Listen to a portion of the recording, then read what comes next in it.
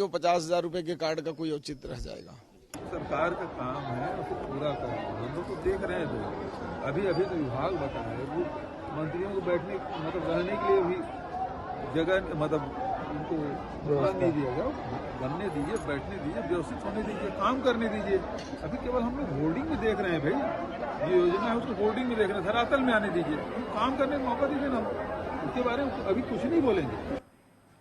नमस्कार, मैं हूं मोहन तिवारी। आज के मुद्दे में आपका स्वागत है और आज का मुद्दा हमारा सरकार के उस बड़े फैसले पर है जिस पर सबकी निगाहें हैं। जी हां, पिछली सरकार की विदाई हो गई है, लेकिन पिछले सरकार की योजनाएं अभी भी मुंह बाएं खड़ी हुई हैं कि उनका होगा क्या। इसको लेकर लगातार बयानबाजी का दौर जारी है, समीक्षा का दौर भी जारी है। सरकार इसमें कुछ फैसले ले सकती है, ऐसे सूत्र बता रहे हैं, लेकिन सवाल वही के वही हैं कि इन योजनाओं को लेकर क्या कोई स्टैंड लेने की अभी जरूरत है या ये योजनाएं साइड लाइन पर चलती रहेंगी। नई योजनाएं शुरू करके बीजेपी कोई नया प्रतिमान स्थापित करने की कोशिश करेगी। राजस्थान में हमने देखा कि वहां क्लियर है कि पुरानी योजनाएं चलती रहेंगी, नई योजनाएं नई सरकार लेकर आएगी। लेकिन छत्तीसगढ़ में जो संशय बने हुए हैं उस पर सवाल उठाया है पूर्व मुख्यमंत्री भूपेश बघेल ने, और उसी पर आज हम चर्चा केंद्रित करने वाले। मिल लेते उन मेहमानों से जो इस चर्चा में हमारे साथ रहेंगे। हम बहुत स्वागत करेंगे।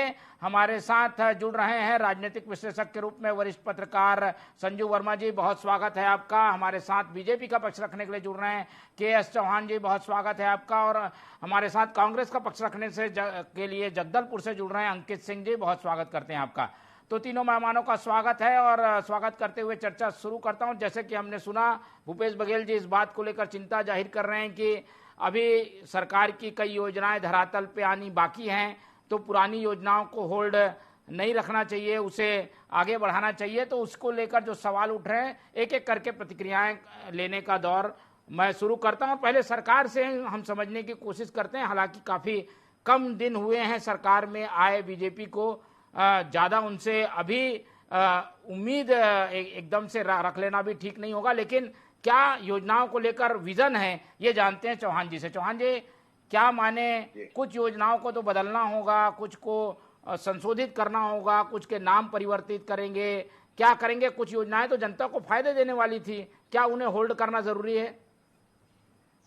मोहन जी, सबसे मेन बात यह है कि जो छत्तीसगढ़ की जनता ने जो सोच समझ के भारतीय जनता पार्टी को आशीर्वाद दिया है, वो क्या इसलिए दिया है कि पुरानी योजनाएं पूरी नहीं हुई हैं और उसको क्रियान्वित किया जाए, या जो अभी जो मैनिफेस्टो आया था उसके हिसाब से ये आशीर्वाद दिया गया है कि जो मैनिफेस्टो में जो हमने वादे किए हैं उसको पूर्ण किया जाए और उसको सही तरीके से अमल में लाया जाए। और सबसे मेन बात यह है कि प्राथमिकता क्या है आज छत्तीसगढ़ की। जो पिछले 5 वर्ष में हम ये दंश झेले हैं विकास न होने का, और जो हमारे अव्यवस्था रही है पिछले 5 साल, सुरक्षा नहीं थी, सुविधा नहीं थी, आगे बढ़ने का कोई वो नहीं था। तो प्राथमिकता क्या है आज छत्तीसगढ़ की जनता की, छत्तीसगढ़ के विकास की, उसके हिसाब से आगे बढ़ा जाएगा। जैसे कि विष्णुदेव सरकार में हमारे यशस्वी मुख्यमंत्री जी ने मोदी जी की गारंटी को प्राथमिकता दी है, उसी के एवज में आज छत्तीसगढ़ की जनता ने हमें आशीर्वाद दिया है। तो प्राथमिकता तो हमारी वही होगी कि मोदी जी की गारंटी जो है वो हम अमल पे लाए, जो कि हमने अपने पूरी क्रियान्वयन इसका चालू कर दिया है। 100 दिनों का हमारा कुछ लक्ष्य भी है और उसके हिसाब से हम आगे भी बढ़ रहे हैं।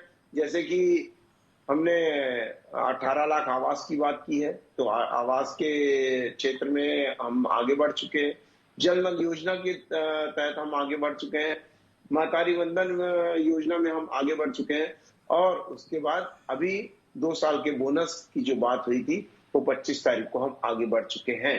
सिर्फ हमारी जो बातें हैं वो सिर्फ कागजी कार्रवाई में नहीं है, प्लानिंग में नहीं है, हमने इम्प्लीमेंटेशन चालू कर दिया है। और ये उस चीज का इम्प्लीमेंटेशन चालू किया है जिसकी आज सबसे ज्यादा छत्तीसगढ़ को जरूरत है। आज आप ये देख लीजिए मोहन जी कि जैसे ही हमारी सरकार आती है, प्रशासन, कानून प्रशासन जो है वो कितनी मुस्तैदी से और ज्यादा अच्छे से लग जाता है। और उस समय से आप देख लीजिए कि घटनाएं जो हो रही थी देर रात को 9 बजे के बाद, तो वो कम हो गई हैं। ये इसका जीता जागता उदाहरण है पूरे प्रदेश में, न सिर्फ रायपुर में नहीं। तो ये हमारी सरकार की नीति है। और जो प्राथमिकताएं हैं, जैसे मैंने आपको बोला, प्राथमिकता के हिसाब से हम आगे काम को आगे बढ़ा रहे हैं। और रही बात पूर्व मुख्यमंत्री जी की, तो मैं याद दिलाना चाहता हूं वो दिन जिस दिन पूर्व मुख्यमंत्री जी मैनिफेस्टो पढ़ रहे थे अपना, ये अभी पिछले चुनाव का, तो उनसे पूछा गया कि पुरानी स्कीमों का, पुराने कामों का क्या, तो बोले वो चलते रहेंगे। लेकिन आपने जो मैनिफेस्टो में लिखा था वो 5 साल के लिए लिखा था, ना कि चलाने के लिए लिखा था। बिल्कुल। जैसे कि आपका सबसे बड़ी शराबबंदी का जो मामला था, वो आज तक आप उसका सर्वे ही करा रहे हैं। आपने 2500 बेरोजगारी भत्ता बोला था 10 लाख युवाओं को, वो 1,16,000 बेरोजगारी भत्ता मिला, और वो भी 4.5 साल के बाद। ऐसी कई सारी योजनाएं हैं जो 4.5 साल के बाद ही आपकी चालू हुई है। पीएम आवास योजना तो आप भूल ही जाइए। पीएम आवास योजना को आपने कुछ भी नहीं किया, सिर्फ और सिर्फ 25,000 रुपया 1,000 लोगों के खाते में आपने डाला, वो भी दिखाने के लिए, जो कि 47,600 लोगों के से वादा किया था। उसके पहले आपने 12 लाख आवास योजना को आपने ध्वस्त कर दिया। 10,000 करोड़ रुपया जो आया था बैंक में, खाते में आया था, अगर आपने राज्यांश नहीं भरा, ये 10,000 करोड़ रुपए वापिस चला गया। तो ये किसकी नाकामयाबी थी? ठीक। अगर एक लाइन में कहें तो क्या चाहती है बीजेपी ने? क्या ये मन बनाया है कि सब कुछ ठंडे बस्ते में जाएगा, उसके बाद कचरे के डब्बे में जाएगा, या फिर कुछ अच्छी चीजों को उठा लिया जाएगा और जो काम का नहीं है कूड़ा उसे बाहर फेंक दिया जाएगा? क्या मन में चल रहा है? बीजेपी की लाइन क्या है? देखिए, भारतीय जनता पार्टी के मन में जो चल रहा है वो वही चल रहा है जो छत्तीसगढ़ की जनता के मन में था। उसके हिसाब से, जिस हिसाब से उन्होंने आशीर्वाद दिया है, मोदी जी की गारंटी हमारा प्रथम लक्ष्य है, जिसको देख के छत्तीसगढ़ की जनता ने आज हमारे को आशीर्वाद दिया है। तो वो हमारे को प्राथमिकता है कि उसको हम पूर्ण करें। और उसके बाद ये नहीं है कि जो मैनिफेस्टो में सिर्फ लिखा हुआ है उतना ही होगा।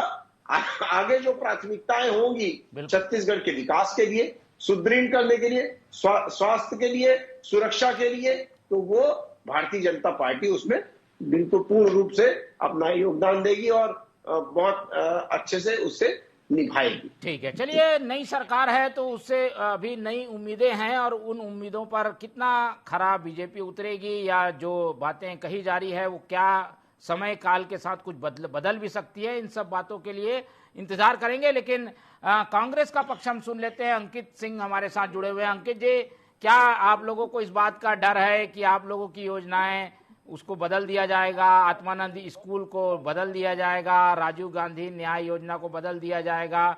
डर क्या है? क्या कांग्रेस इस बात से डरी हुई है कि उनकी योजनाएं बदल जाएंगी? डर सर, ऐसा कुछ डर का बात है ही नहीं यहाँ, क्योंकि आप निरंतर देख रहे हैं कि जब से भाजपा की सरकार बनी है तो द्वेषपूर्ण राजनीति का रवैया अपना रही है। और राजीव युवा मितान क्लब बंद करने के पश्चात कहीं ना कहीं उनकी नजर आत्मानंद स्कूल पर है, जो एक हमारी कांग्रेस सरकार के सपनों का बोलना चाहिए, सपनों का एक शिक्षा के क्षेत्र में किया गया कार्य था।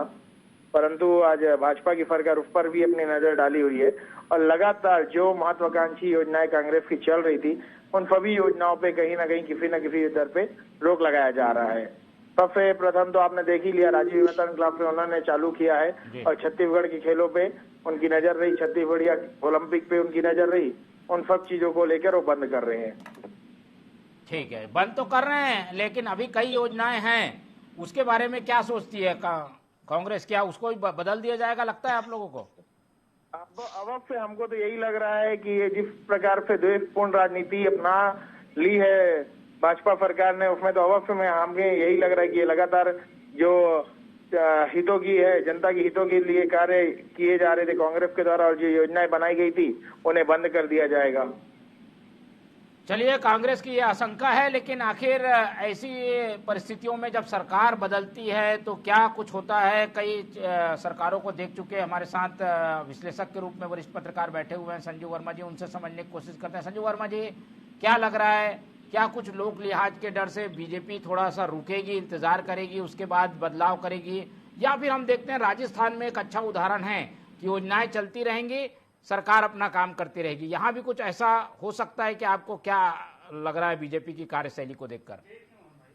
जब भी नई सरकार बनती है तो सरकार अपने मैनिफेस्टो को लेके आती है और उसके आधार पे काम शुरू करती है, लेकिन अभी भाजपा की सरकार को 1 महीने भी नहीं हुआ है। ऐसे में यह कहना जल्दीबाजी होगी कि सरकार योजनाएं बदल सकती है या उसको बंद कर सकती है, ये जल्दबाजी होगी। अभी 1 महीने नहीं हुआ है सरकार में आए, सरकार की सत्ता संभाले विष्णुदेव साय जी को।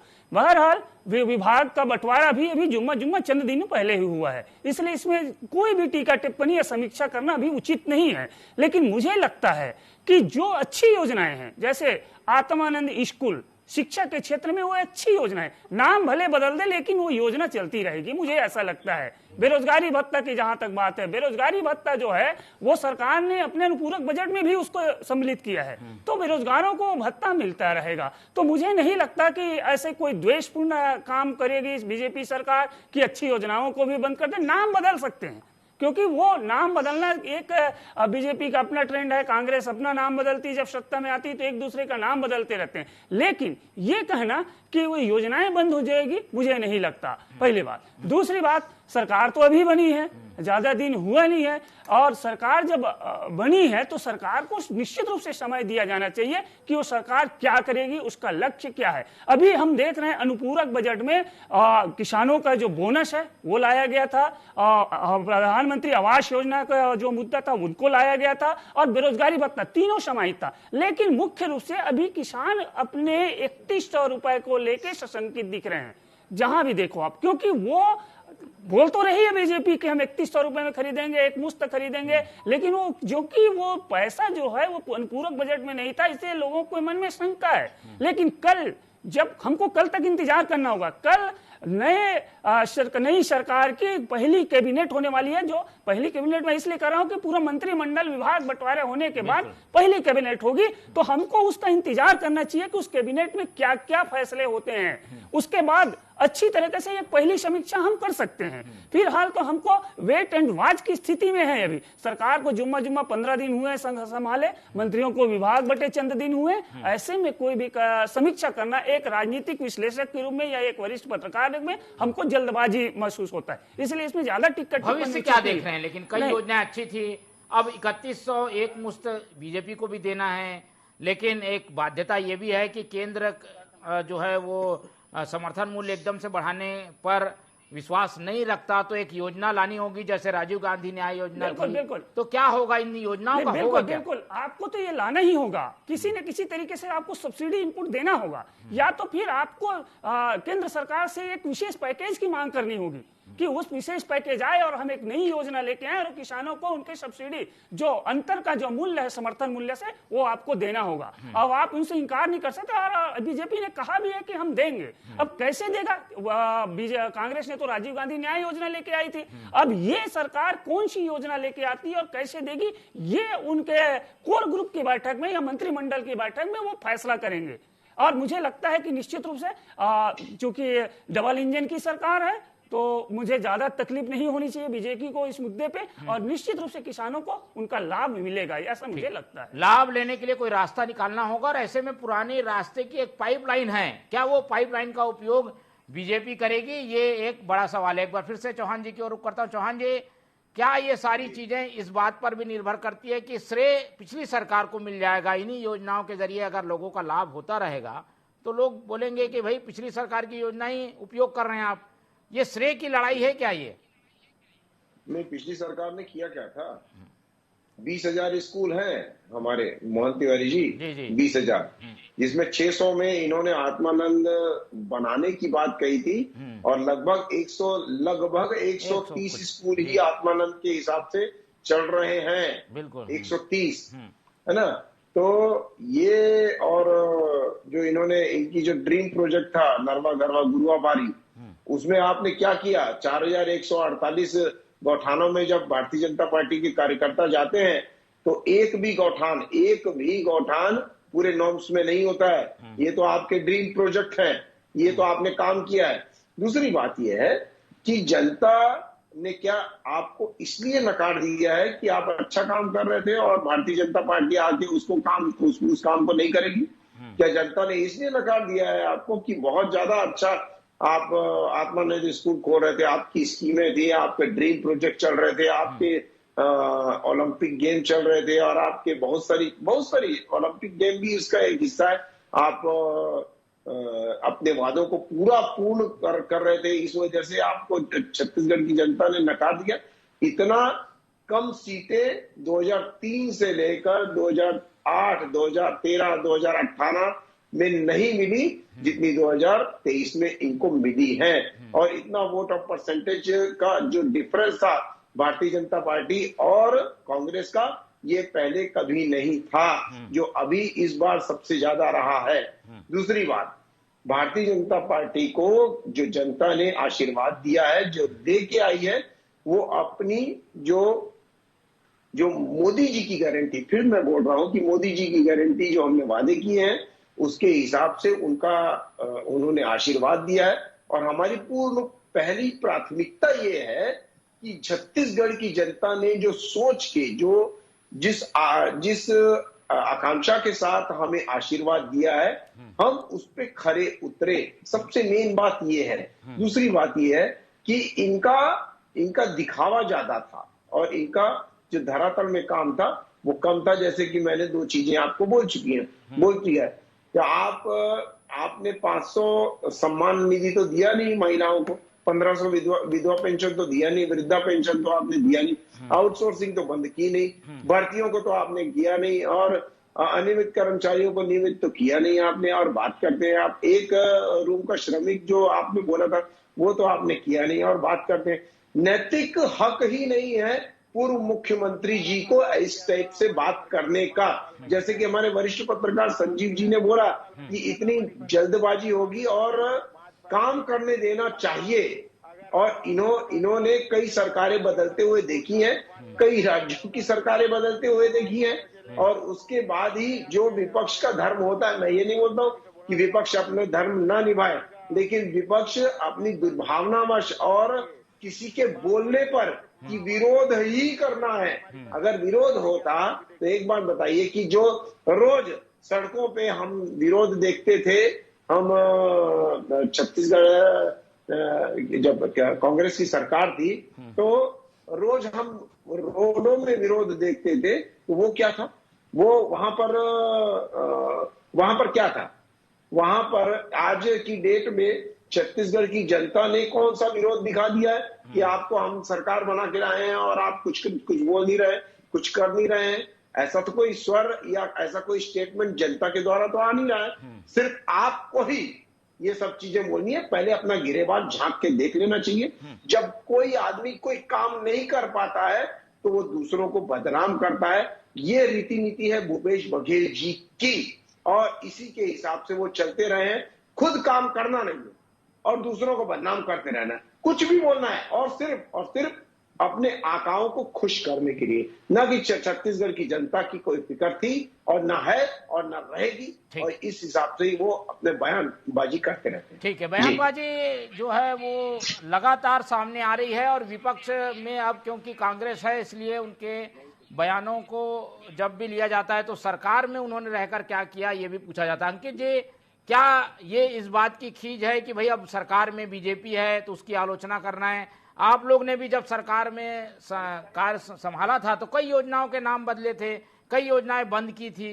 तो एक परंपरा है, जनता का भला होना महत्वपूर्ण है कि योजनाओं को आप लोग ने शुरू किया तो उसे स्थापित रहना महत्वपूर्ण है?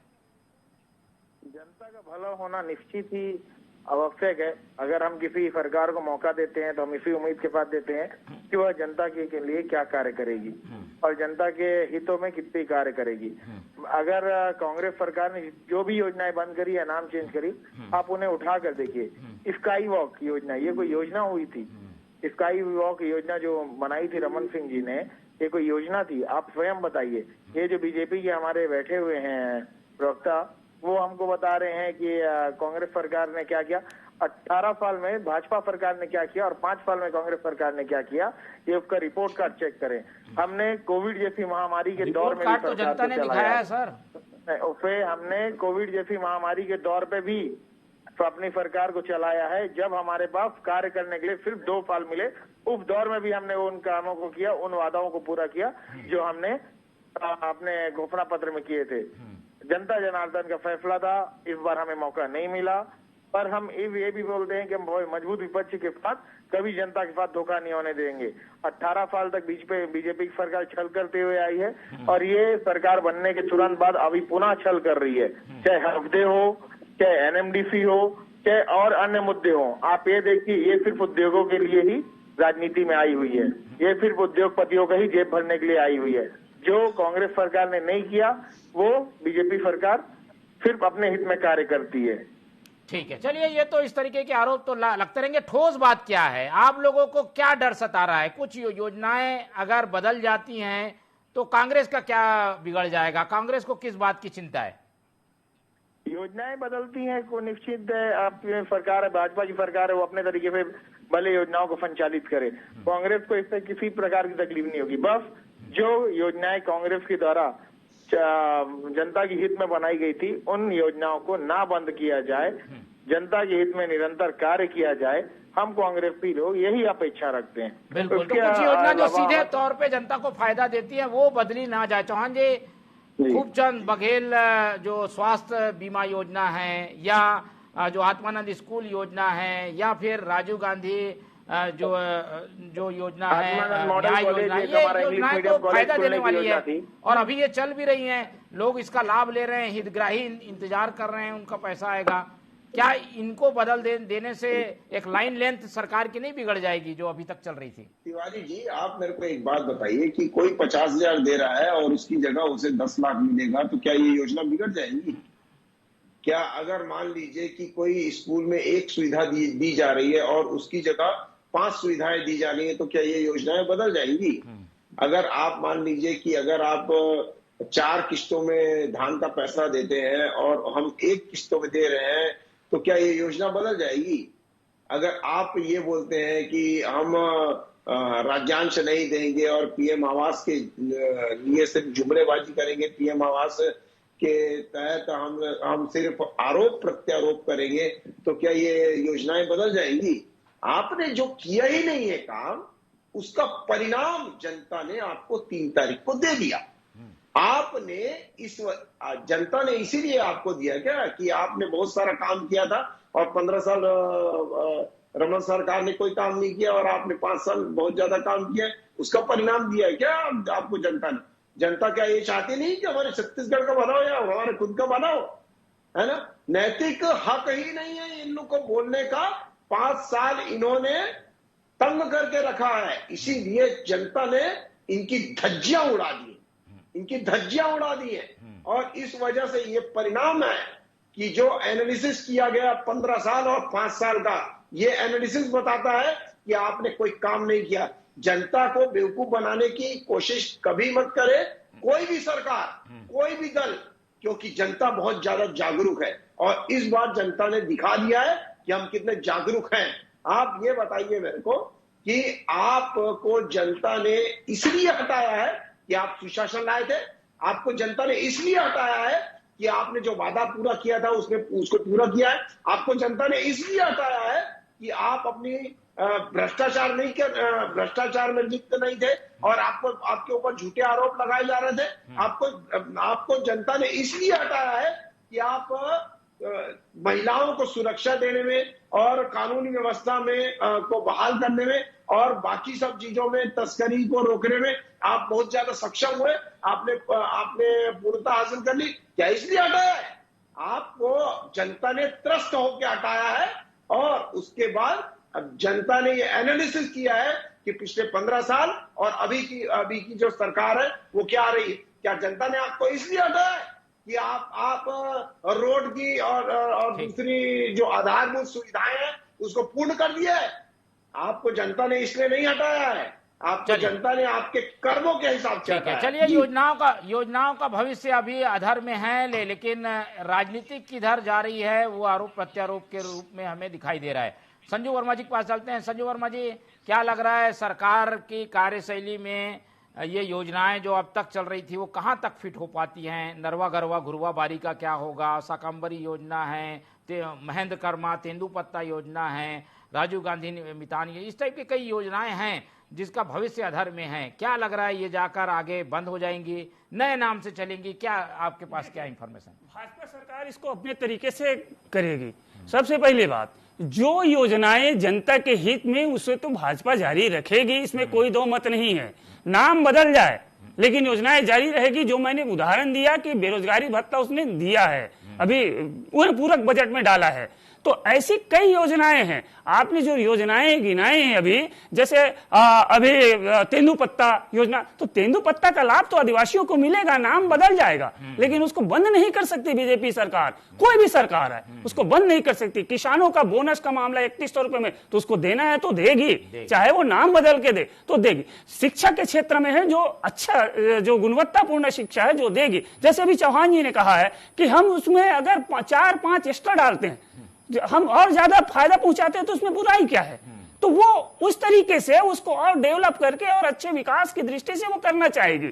मुझे नहीं लगता कि इसमें कुछ और योजनाएं, हाँ कुछ जैसे नरवा गरवा घुरवाबारी योजना बिल्कुल ये बंद हो सकता है, इसमें कोई संदेह नहीं है। दूसरा, जो राजीव गांधी मितान क्लब, उसके लिए तो प्रतिबंध लगा ही चुके ही सरकार, तुरंत आदेश जारी हो गया उसमें पैसा देने का। तो ऐसे कुछ योजनाएं हैं जिसपे प्रतिबंध सरकार लगाएगी और इसमें कोई संदेह नहीं है।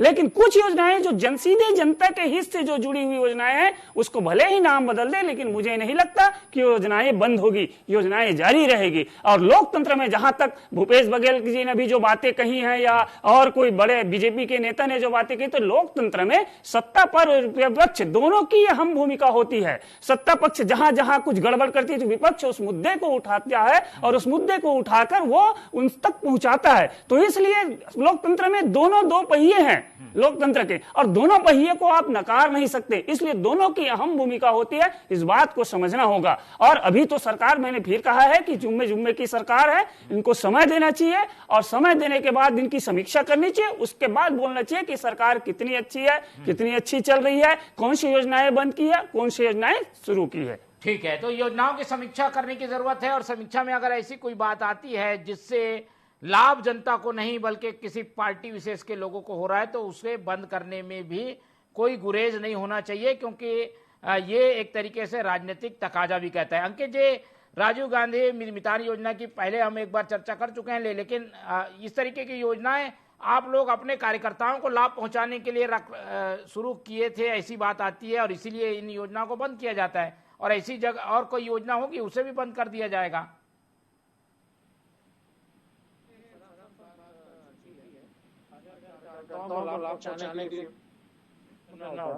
तो अवश्य रूप से ये योजना ठीक है। क्यों पहुंचाई?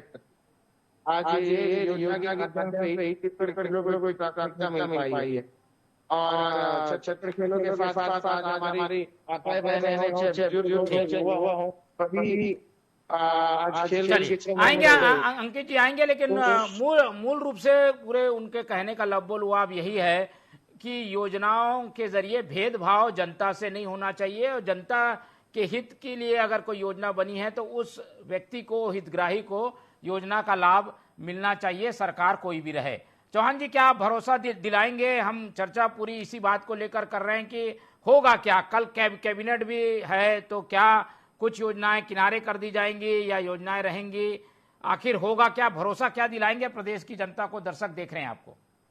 देखिए मोहन तिवारी जी, सबसे पहली बात तो यह है कि योजनाओं का पैसा छत्तीसगढ़ की जनता की जेब से जाता है और छत्तीसगढ़ की जनता के लिए लगना चाहिए।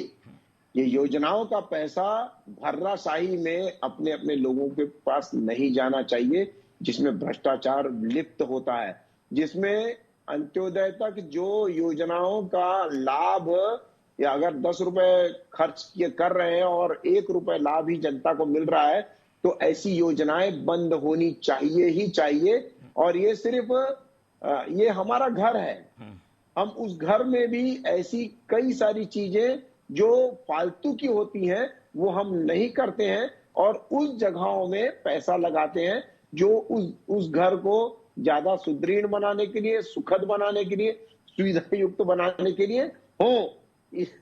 वैसे ही योजनाएं और हमारी खुद की योजनाएं भी इंसान, मतलब ये ऐसा नहीं है कि 5 साल तक, हो सकता है कि 1 साल तक एक योजना चालू हो, दूसरे साल तक दूसरी योजना हमारे को बदलनी पड़े, तो ऐसा करते ही रहना चाहिए। और आगे पिछली सरकारें करती ही रही हैं ऐसा। मैं ये पूछना चाहता हूं कि 2018 में क्या पूरी जो भारतीय जनता पार्टी की जो योजनाएं थी, क्या पूरी हुई? क्या नहीं। अपने अपने हिसाब से सरकारें जो अपना अपना काम करती हैं, लेकिन भारतीय जनता पार्टी को जो प्राथमिकता होगी जनता की, छत्तीसगढ़ की जनता की, उसका दायित्व है कि छत्तीसगढ़ की जनता का पैसा और उचित मदों में, उचित जगहों में, जिसमें छत्तीसगढ़ का विकास हो सके और वो एक अच्छे, सुखद और समृद्ध बन सके। बिल्कुल, चलिए, सबकी यही उम्मीद है। और ऐसे में जब बातें आती हैं कि योजनाओं का क्या होगा, तो इसका फैसला जानने के लिए हमें कुछ दिन इंतजार भी करना चाहिए, क्योंकि अभी काफी कुछ कहना जल्दबाजी हो जाएगी। लेकिन योजनाओं का भविष्य आधार में जरूर है, और योजनाएं जो भी आएंगी जनता के हित में होंगी। इसी फाइनल नोट पर आज इस चर्चा को हम खत्म करते हैं। इस पूरी चर्चा में हमारे साथ अंकित सिंह जी जुड़े, उनका बहुत धन्यवाद। हमारे साथ संजू वर्मा जी थे, उनका बहुत धन्यवाद। KS चौहान जी ने हमें कीमती समय दिया, उनका भी बहुत बहुत धन्यवाद। तो तीनों मेहमानों का धन्यवाद करते हुए ये चर्चा यहीं खत्म करते हैं, और आप लोग से उम्मीद रखते हैं कि आप लोग देखते रहिए TV24। रखिए अपना बहुत ख्याल। नमस्कार।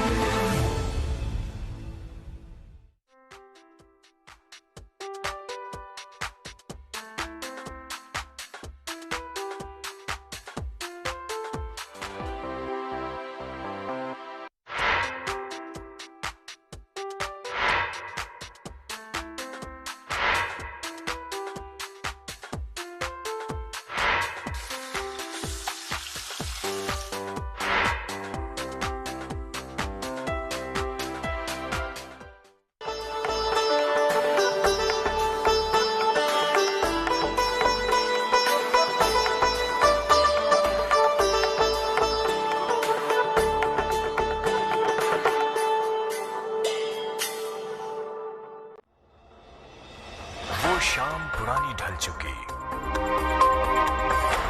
अब नए सूरज से दरकार है।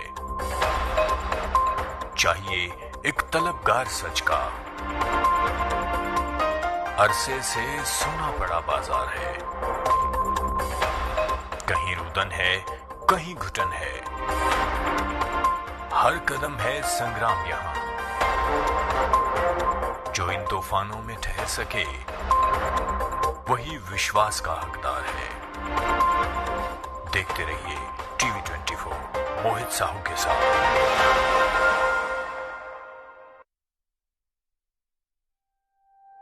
हमने बनाया है, हम ही संवारेंगे, छत्तीसगढ़ को खुशहाल बनाएंगे। मोदी की थी गारंटी।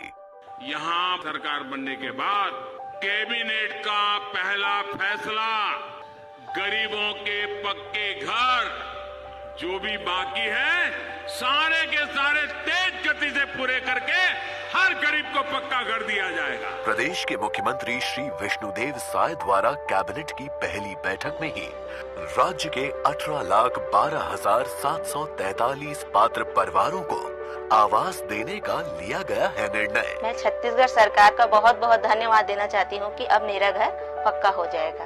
मोदी जी ला छत्तीसगढ़ सरकार ला बहुत बहुत धन्यवाद। पूरे होंगे हर सपने जो सपने